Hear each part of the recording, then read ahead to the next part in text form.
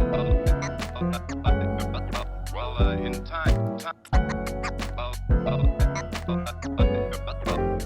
in time. Testing. Refail. Testing. Refail.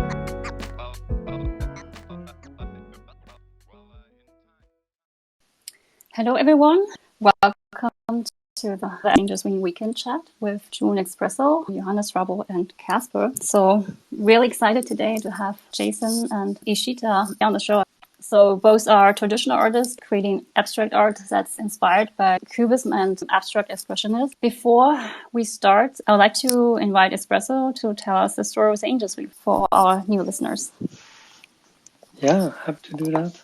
So we're the Angels Wing. We're founded by friends. We met through the Meta Angels project, and we all found each other driven by this passion to showcase independent artists and their art, and helping them gain traction and stand out in this fairly crowded NFT market with lots of projects screaming from the top of the mountain all the time.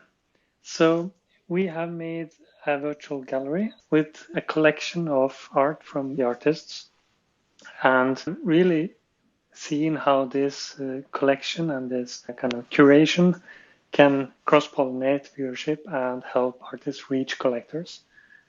And above everything, we're a community of friends, both artists and collectors. And we have these weekly spaces, which we love. And by the way, we have anniversary this week. June can present afterwards. So just want to mention that these spaces are recorded. We publish to YouTube and all of the podcast apps and channels. Thank you, Johannes, for all the hard work getting that done. So if any artists are interested in joining or hear more, join our Discord or check out our Linktree in the bio. All the information is there.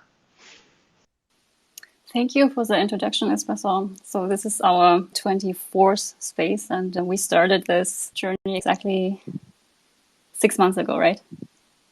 It's what you have been referring to as anniversary. Yes. So happy that we have been doing this for 6 months already, and it's going strong, so that's great. Yeah. So hi, Jason. Welcome. Very happy to have you here on this episode. I've been admiring your art since a long time, and so yeah, welcome. Hey, thank you so much for having me on. I'm really happy to be here. Would you like to start introducing yourself and tell us a bit first about your background and what it means to you to be an artist? Yeah, sure. I'm a full-time artist thanks to the wonderful NFTs in the community. I've been creating art pretty much my entire life, but within the last, I'd say 3 years or so, that's when I really got into abstract art and into Cubism. But being an artist it's my entire world. It's the way that I deal with life. I really enjoy your newsletter, by the way, and blog articles that you write. And I remember that you've been referring to anxiety that you mentioned on your blog and how art actually helped you to deal with that. Do you want to elaborate a bit? Anxiety and mental health have been at the forefront of my artwork. It's just the way that I'm able to tune out the world and focus just on my art, and it's really helped me. It's helped my anxiety, it's helped me with my mental health, and it's helped me with having panic attacks, something that kind of came on all of a sudden a few years ago. And I discovered my artwork was a form of therapy for me, and it still is today. And I do write about anxiety and about mental health. I've even released a coloring book, an adult coloring book, to help people deal with anxiety and unplug from the modern world and put your phone down and do something that's analog for a while. Yeah, the process of creating art is very calming in itself. I can totally relate to that. But I was wondering how you, because this entire space, particularly the NFT space, it's something that is running kind of 24/7 and can basically trigger anxiety on its own. So I was wondering how you're dealing with that part. Normally, Sundays are my unplugged day. I don't get on my phone. I don't Instagram or anything like that, because you're right, it is 24/7, and it's overwhelming when you're constantly, we're not designed to be constantly connected. When we are like this, it really plays on your mental health big time. And I think it's funny because sometimes if you're selling really well and you're getting all these dopamine hits, your teas are selling, your physical art selling, whatever, and everything's great, and then all of a sudden everything kind of shifts and things start to slow down, but you're still active on Twitter nonstop, it really messes with your head. Yeah, so it's something to be aware of with time. I think like a lot of your pieces, I really like the depth of your pieces. And so when I look at your pieces and I read the description, so it really speaks to me. And so I was wondering how, when you start to create a piece, is this more like an intuitive process, or do you plan things out in advance? Maybe I should add that Jason actually creates with a variety of different medium, from ink to watercolor, and I think also digital art, if I'm right. Tell us a bit about all that. Oh, yeah, sure. Yeah, I do create in a whole bunch of different media. So my preferred is pen and ink, but I paint in oil, paint in acrylic, and I also love digital art. But everything that I create, it's completely intuitive. When I go and I attack a new piece, I don't have any kind of plan or anything beforehand. And it keeps me guessing the entire time. I have no idea what it's going to look like at the very end. Because I don't have any kind of expectations, it sounds silly, but I don't have any stress involved with the creative process. Before I got into abstract art and it became my sole focus, I created portraits and figurative art. And with portraiture, if you sit there and you work 8 hours on a portrait, but at the end of the portrait, this portrait needs to look like this person. And then you get to the very end and there's something off with the portrait and you're like, oh man, I just wasted 8 hours and I can't fix this. There's stress involved in that. However, with the work that I create, because it is intuitive, there's no stress. For me personally, there's no stress level involved. And I love that. Yeah, I can understand that. Is this the reason why you're drawn to abstract art? And what is the reason that you particularly like the Cubist style? That's a really good question. I don't really have a good answer for you. It just happened. When I started creating it, I didn't say, okay, I'm going to do Cubist art. It just happened. I will say though, however, and it's pretty evident with my artwork, that I am a fan of Picasso and other Cubist artists. That influence definitely has come through in my artwork. But when I started out, it wasn't like I'm going to just create Cubist art.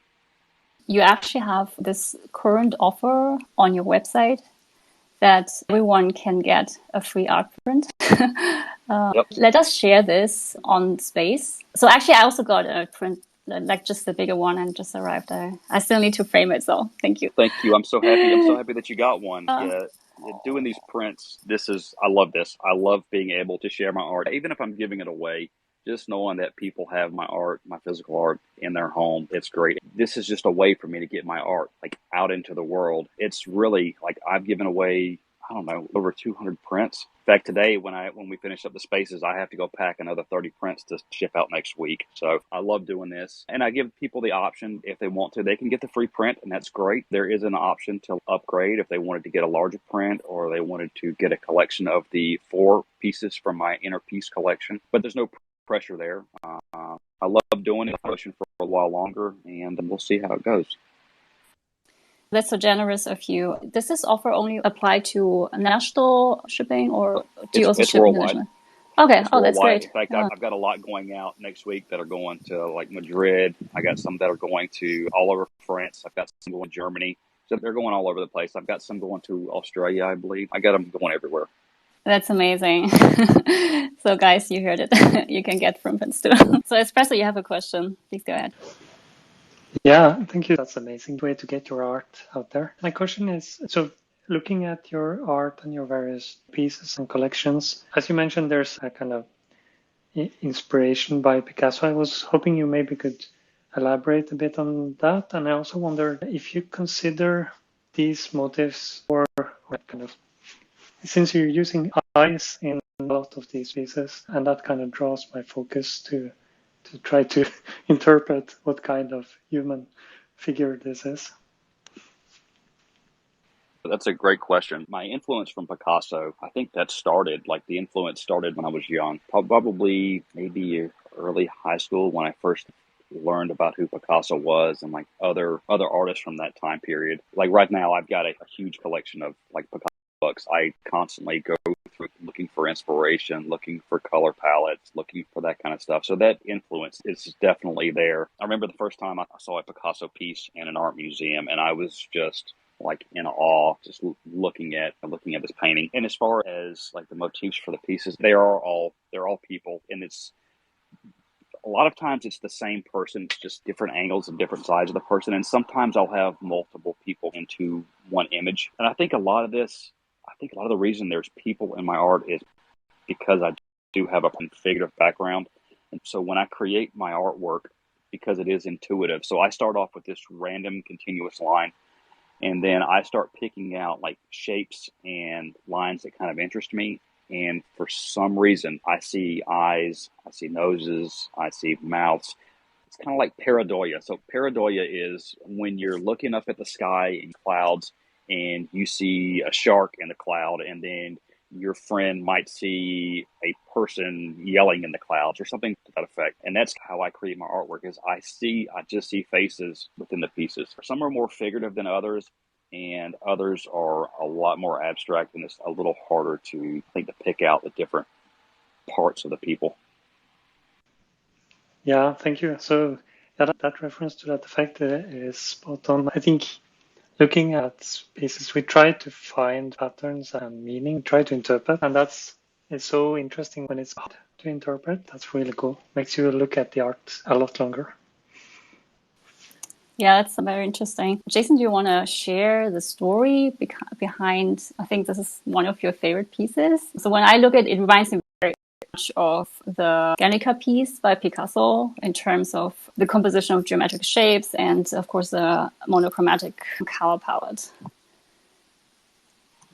Yeah, that piece of Beckham Fleur, A Woman with a Flower, it's my self-proclaimed masterpiece. It's one of those pieces I will have a hard time parting with when the time comes. And it's one of those pieces that was created intuitively, and it was actually a little different because prior to that, everything was strictly just black and white. There weren't any other gray values or tones in my artwork.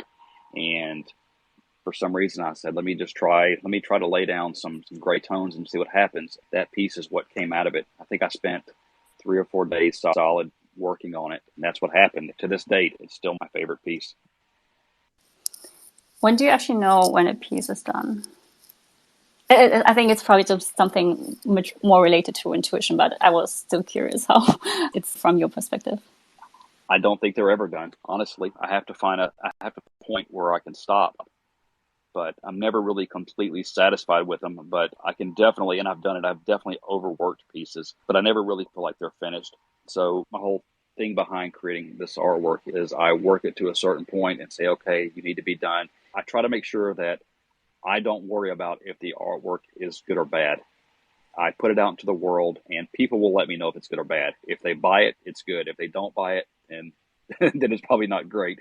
But I will say also that the pieces that I don't like that much, those are normally the ones that sell for some reason. The pieces that I will work on and I love it, I'm in love with the piece, I still own it.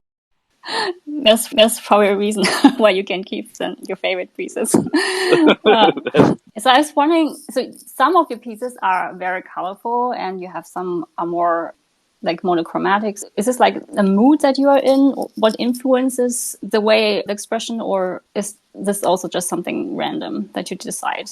I want to say it's mood, but it might be more random, to be honest with you. I prefer monochrome. I prefer the simplicity of it. I want you to be able to focus more on the shapes and the symbolism of the piece and not focus so much more on the palette. But then there are times where especially with my digital art, all my digital art is very colorful. It's a whole different thing.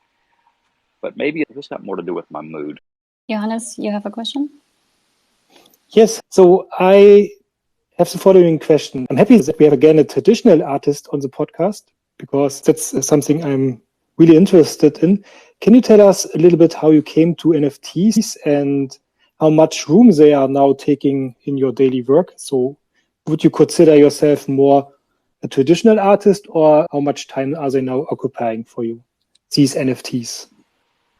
I think that I just consider myself just an artist. I don't really like to break it down that I'm a traditional artist or that I'm an NFT artist. I'm an artist that works in the NFT space. Like the way that I came to NFTs was crazy. I was very hesitant about entering the space. This was around February of last year. As everybody knows, Gabe Weiss is a friend of mine, and he had not been in the space very long himself, but he said, Jason, you need to get involved in this. And Honestly, I didn't understand it. I'm an old dude, so I didn't understand the whole aspect of what NFTs were. I thought it was just JPEGs, and I honestly thought it was just a fad. But I decided to go ahead and just give it a shot. I put my first NFT out there in the world and nothing. And I went, okay, this isn't good. I decided to go ahead and I put some more NFTs. This was around March of last year. So I went ahead and I put some more NFTs. And then I was around April, I sold my first NFT. And I was like over the moon. I'm like, I can't believe I sold one. And then nothing again sold until I think it was late May, early June. Then I had a person come in and they collected everything that I had on OpenSea, and I was like over the moon. And that's what started my whole trajectory for me with NFTs, was that person coming in and buying up the whole collection. That's a great story. A big whale swept the floor for you. That's a big dream for a lot of artists. Great. Yeah, it was definitely a victory, and I'm still here today, and I'm not going anywhere. I love NFTs. I love the community. It's changed my life. Like I went from working as a shift worker, working 12-hour shifts, 12-hour rotating shifts with holidays, to being a full-time artist now. My dream has come true, and now I work harder than I ever did for any company. Congratulations, Jason. That's very wonderful to hear. I think your Genesis collection on OpenSea, it's sold out. That's right. It's sold out now. Yeah. I will be dropping some new work into it next week, and I'm super excited about it. Amazing. Can't wait to see it. Casper, you had a question. Thanks, Jason, for joining us on the show. Really honored to have an artist as established as you. I see on OpenSea the total volume that's been generated. It's in excess of 200 ETH. Wow. Congratulations. With this kind of experience and going through that cycle since your early days, I was wondering if you could share a little bit more about the experience of the highs and lows that you experienced, and as well as your interactions with the different marketplaces. I see that your pieces are available on OpenSea, Foundation, and Known Origin. From perspective of both a collector as well as potentially for early artist friends, your experience on the different marketplaces, and also maybe some of your tips on how to work with editions and pricing. Wow, I think we could have a full discussion just on this. There are definitely highs and lows within this space. I mean, that's just the nature of it, I think. Right now, we are very obviously in a bear market right now. So it's very hard, and everybody is hustling to get their art seen, and you have more and more artists that are entering this every day, which is wonderful. I'm constantly onboarding new artists into the space, but you've got more and more people in there vying for the limited amount of collectors, attention. So it's definitely a challenge. What was your other question? I'm so sorry. Asking about your experience dealing with putting your pieces up on different marketplaces, your collections on Known Origin, Foundation, and OpenSea. Would you advise new artists to start with OpenSea? I normally have them start on OpenSea. I feel like it's one of the best places to start with. It's just my personal opinion. I've had plenty of people tell me that they contradict my advice, but I usually will start people out on OpenSea. And it might be because I started on OpenSea and I've had success with that platform. I don't really do a whole lot on Foundation, and there's no specific reason behind it. For me, I think it's more to do with all the fees that are associated with it. I like Known Origin. I think it's a very streamlined platform. It's very easy to use. So I think for new folks, it would probably either be OpenSea, or when Known Origin opens up their applications, I'd have people to apply there. Okay. And just a quick follow-up on my question on editions, and because I see some of your pieces are one-of-ones, and then you have editions as well. Is this more of a strategy that you're taking into a quieter market, or is this something that you've always had?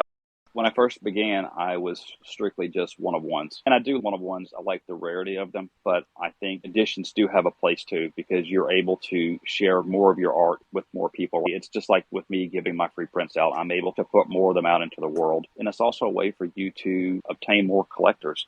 Pricing is difficult. Pricing is difficult for me even to this day. I wish that I had some grand strategy, but as an artist that makes his living from this, I do have to occasionally adjust my prices just to get sales. I try not to undercut anybody, because I do have collectors that, especially when Ethereum was at its peak back in November, when it was over, was it $4,000 or $5,000? So like I said, pricing is difficult. Coming back to art, so Jason, you also started couple months ago another project, Bad Boy Bobby, and do you want to tell us a bit about that project? Oh yes. I Bad Boy Bobby it's my passion project. I'm definitely a cubist. I love my abstract work, but Bad Boy Bobby is very near and dear to my heart. So he is a character that I created when I was about 10 years old. Now, mind you, I'm 43 years old. So he's been a part of my life for a very long time. When I was a kid, I would draw comic strips and cartoons, and he was always one of those characters that would get into trouble. I don't know, for some reason here a couple months ago, I started drawing him on the iPad, and I never drew him in color when I was a kid. It was always black and white, and I put him on the iPad and put him in color and using Procreate, and there's so many things you can do and add depth to them, and I just fell in love with them all over again. And I had this whole cast of characters created, so that's something that the project right now is a little dormant just because I've had so much work with my Cubist work, NFTs, and with commissions like physical artwork going out. I've just been swamped, but it's definitely something that I'm going to jump back into pretty hard very, very soon, just because it's something that I love and that's been with me since I was a kid. Yeah, I really love to see the diversity in your creative expression. Yeah, let's move on to Ishita. Hi, Ishita. Welcome to our podcast. I'm so happy to have you with us today. Do you want to start to introduce yourself and tell us a bit about your background and when you heard the first time about NFTs? Hi, thank you so much for Hi. having us. Thank you so much, and big hi to Jason, and wonderful to meet in this new community and get to know everybody.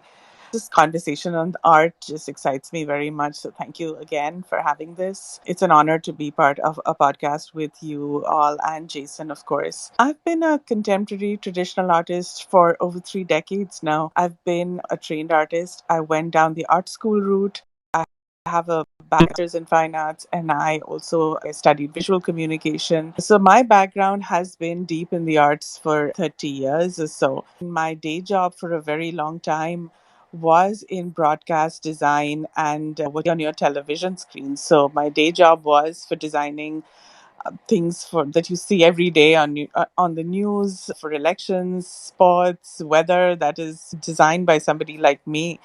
And I've worked with some of the biggest television networks in the world. But I've also continued moonlighting as an artist, as a traditional artist for a very long time. And I moved to Canada. My roots come from India, and I moved to Canada about 12 years ago. When I moved here, I decided that I did want to get back to my first love, which was the contemporary arts, which was traditional media. And I decided to launch my own little art business called Soul Curry Art. It was Soul Curry because art is my soul. This is who I am. And curry is because it is comfort food. It's where I come from. It's a bit of my roots, how it originated. I brought with it a little flavor of fun, a little bit of spiciness, my color palette that comes from India, but also my whole repertoire as an artist for the last couple of decades. I was no stranger to digital art because I was used to doing that for my day job for 20 years. So I started to try and bring a little bit of digital into my physical work and physical and digital vice versa. So I started trying to understand how to bridge the two worlds together. And I started hearing about NFTs pretty much exactly around the same time Jason did. Pre 2021, I happened to be in a clubhouse room that Farouk was hosting, and I started hearing about NFTs, and I was hooked. And I literally went down the Clubhouse University. I call myself a PhD of Clubhouse. So I learned the ropes there, and I found it very exciting what I was hearing.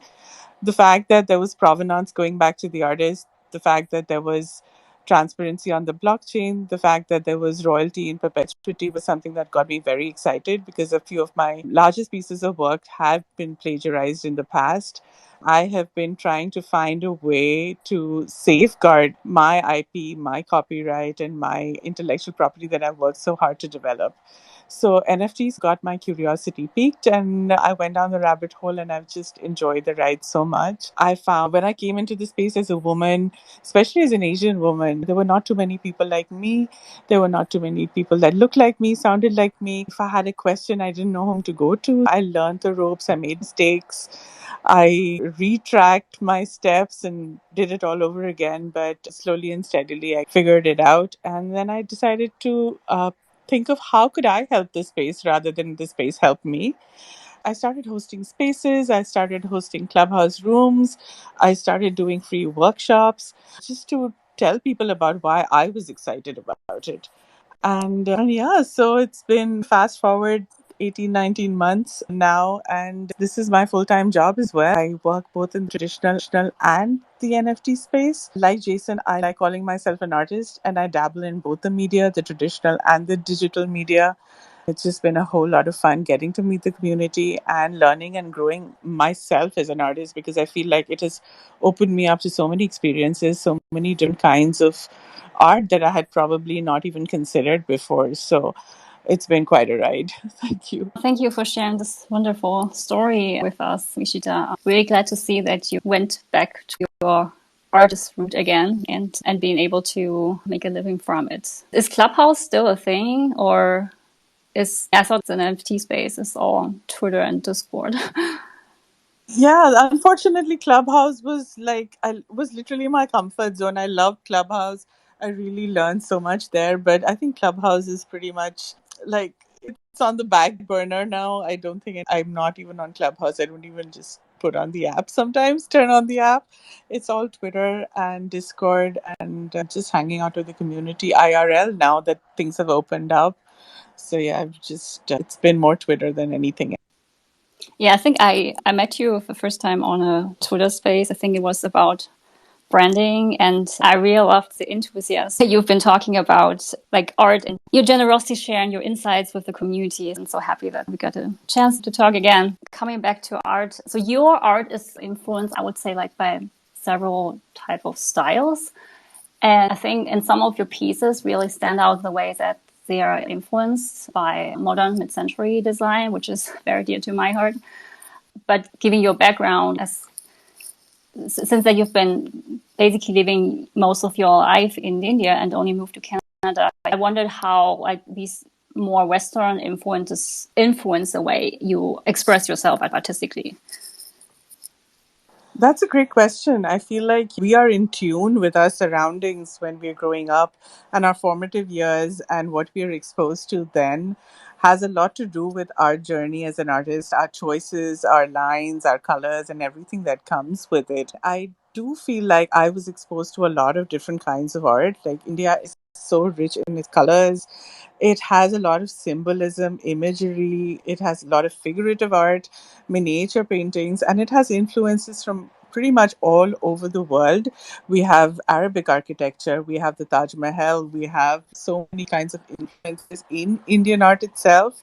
I grew up studying a lot of, it was called the Bengal School of Art, which parallel at the same time that the Cubist movement and the abstract expressionist movement was happening in the West. As an art student, I studied a lot of that. So my influences came both from the eastern part of the world and the western side.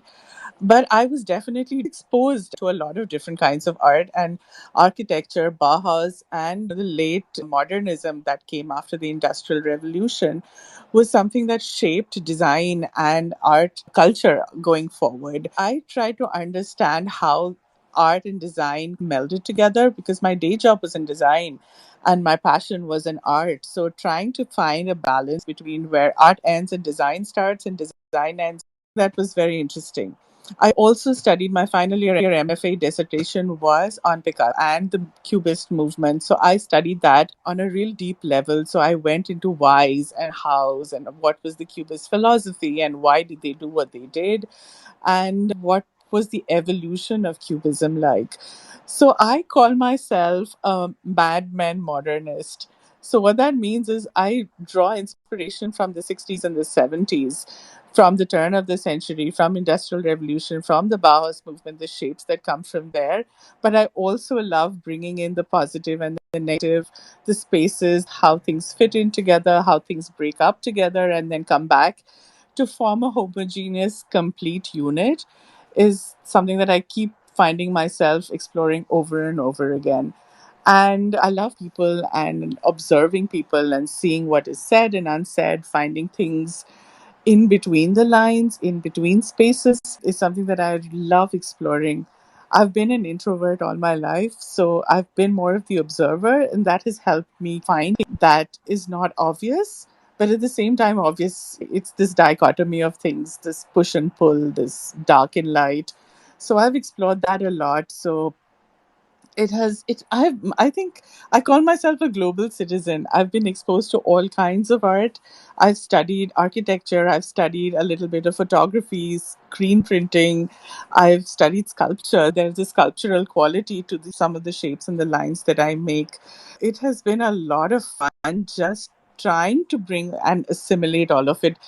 At times I can't articulate it well, but I can feel it. It's not about what I want to do, but it's about how I feel, and that's how it comes out in the pieces that I make. It's so fascinating to hear. Johannes, you have a question? Yeah, hello. In your timeline, I have seen a person where the hair was cutted, and then there was a painting from you painted on the head. Could you please explain this to me, and where can I get this haircut? It would be very funny. It was Instagram is a fun place, and it's also a very visual place where people discover art and art styles. I think it was one of my most successful posts. I had posted one of my pieces on Instagram that had over 50,000 likes. So I don't know what happened, and that kind of blew up. One person decided to turn that into a hairstyle, and I found it absolutely fascinating because I've had people turn my art into tattoos, but that was the very first time I actually saw somebody do that on hair. And there was like tremendous respect because I just to do that with a brush on somebody's hair with those kinds of colors just blew my mind. I reached out to them and I was like, really, I just wanted to congratulate them. And the fact that art inspires people in so many different ways. Who would have thought a couple of years ago? I certainly wouldn't have thought that my art could be on people's hair, on their skin, on their nails. And art is so much more than just a pretty picture. And that's what I love about how art connects us in infinite ways. It's just an honor sometimes to see where people can take the art as something that they see on an Instagram feed. So that happened by somebody discovering the art on Instagram, and it was a wonderful conversation that I had with the same person. I think that gentleman, he's available on Instagram if you want to if you want to do that to your hair as well. Ishita, I saw that you also started to experiment with AI art generators. I think it was Dali, if I'm right. Do you want to elaborate a bit more on that?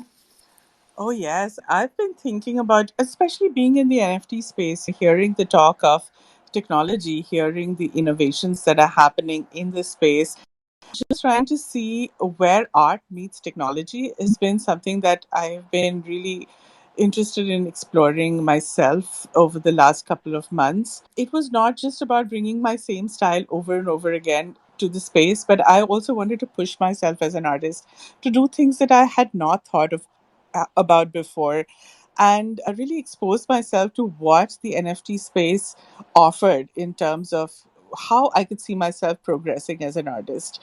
And I felt like learning and growing is such an important part of an artist's journey because, and I'll be honest, I'm turning 50 tomorrow. I'm living my best artistic life right now. That means I'm doing something right. I would never want to stop learning, never want to stop being curious, never want to stop innovating and pushing whatever I can do and learning at the same time because it is through this learning process that I have the most fun. And that's what I feel like I can push myself. So whether it is exploring AI, which is fascinating, it is absolutely fascinating. It has evolved into it's something that I'm enjoying so much. But at the same time, I definitely want to retain my own style, my own flavor in it.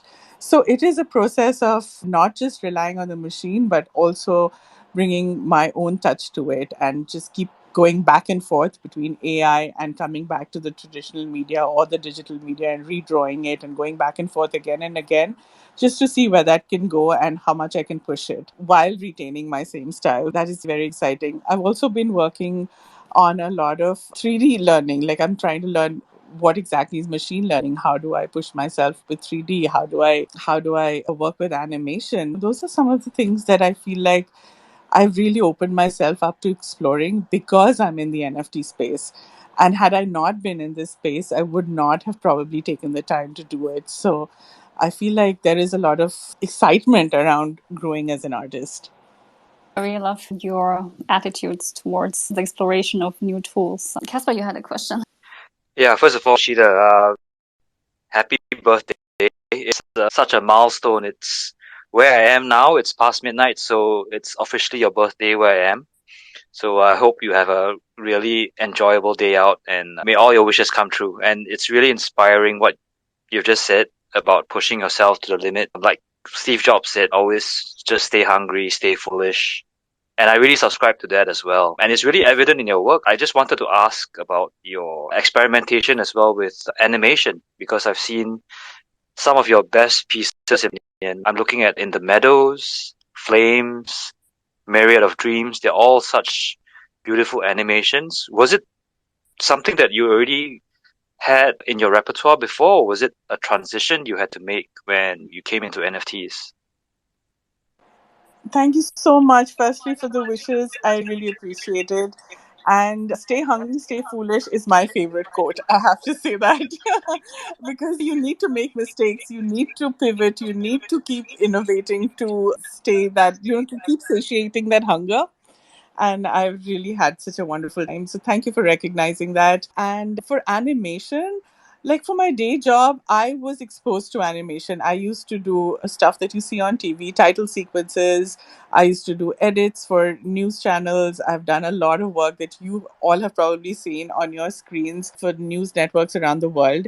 So animation was not something that was new, but also it was new at the same time because I had never done it in my work before. So understanding what I wanted to animate, how much I want to animate, do I even want to animate a piece, was something that I had to struggle with in the beginning. And in the beginning, when I came in, I would see a lot of 3D pieces, I would see a lot of GIF animation, and I'm like, how does my art fit in? I was ready to do animation and try animation when I felt that the piece would demand it. I didn't want to do every single piece as an animated piece, or I did not want to just do animation for the sake of animation. If I felt that the piece could be enhanced or I could be saying something more through animation, then I was ready to explore that.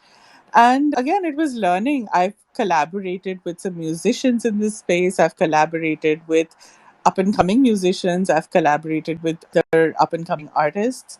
And that's where, again, the learning and the growing has happened. And this flow of exchange from other artists, just to hear another artist's visions, views, thoughts, work in progress, how they work behind the scene, what their philosophy is.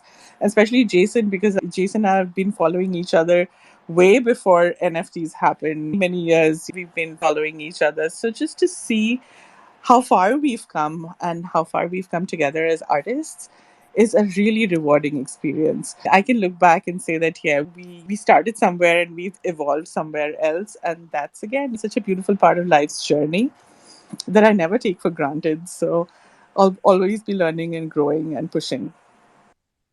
Thanks for sharing, Ishida. Once again, really beautiful work and inspirational story and sharing what drives you. I think I'm feeling inspired. Thank you. Thank you so much. And I'll tell you one more little thing, that one of the reasons I started my art business was to inspire my daughter.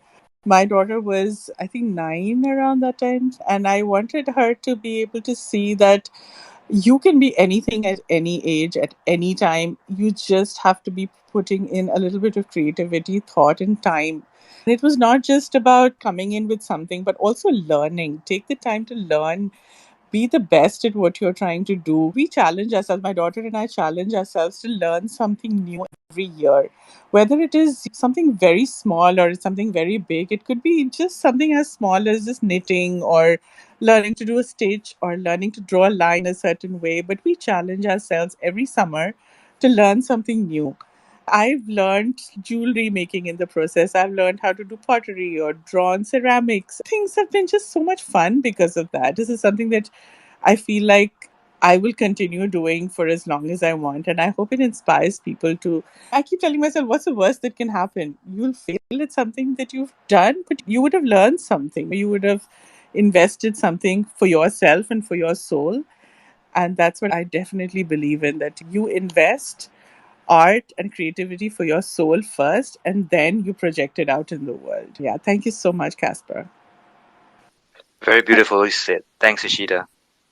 I think we all love your enthusiasm and positivity and your way of looking at life. And so thank you so much sharing this joy with us on the space. And it's very inspiring to hear that the way how you encourage your daughter to explore new things and just to enjoy the process and everything. So we're coming close to the end of the space, and I have a final question to our artists. I think it's pretty natural for an artist to have phases where you have doubts about yourself, the art you create, and also maybe phases where you feel less motivated to create. I was wondering how the two of you are dealing with that since you've been in art for such a long time, and whether you have any advices to share with other artists. I think doubt is inevitable as an artist, and there are times that we feel like where we just don't feel like creating or we're not inspired. But for me, I create every single day. Whether I feel like it or not, I put pen to paper or paintbrush to canvas every single day. I find that I become inspired while I'm working. So that would be my advice to anybody, would be just work every day, whether you feel like it or not. That's a great attitude. Just do it. Yeah, and I think that's the best advice ever. One of the things that doubt is part of the process. There are times where, I'm intimidated by a blank piece of paper. And I just shared something the other day on Twitter. It was like, practice doesn't make perfect. Practice makes improvement, and improvement makes you become the best at what you practice. So that is something I believe in, that there is no perfection. Nobody can ever say that this is perfect or something is perfect or somebody is perfect or anything is perfect. There is no perfection. We all fall within a range of what we love. That range sometimes is something that we have to keep achieving. For me as well, I draw something every single day. There's not a single moment that I'm not drawing or thinking of drawing or doing something creative with my hands, because my mind and my hand and my heart are always working. There are times where I don't feel inspired, but one thing I definitely do is I leave something unfinished on my desk every night before I go to sleep. It doesn't matter what it is. I leave something unfinished or something that I would love to get up in the morning and come back and be excited about. I love getting up in the morning, going to my studio, sitting at my desk and revisiting something that I've done the day before and looking at it with fresh eyes, looking at it with fresh feelings. So when I come back the next day, I feel more inspired. And again, exactly what Jason said, inspiration finds you when you're working. That one big strike of inspiration is very rare. So you need to be constantly doing it for the inspiration to strike. That's it. Just keep doing what you're doing. Just practice what makes you happy. Perfection will come along the way. Thank you. It's really so inspiring to hear the two of you talking about art and the creative process. So I really appreciate that you took the time to join our space today. So thank you so much. And to Ishita, wish you a happy birthday and all the best for your new decade of life. I wish you all the happiness that you can find in this world. We're coming to the end of space. Have a great Sunday, everyone. Bye. It's been an honor. Bye. Thank you so much. Bye. Thank you. Thank you very much.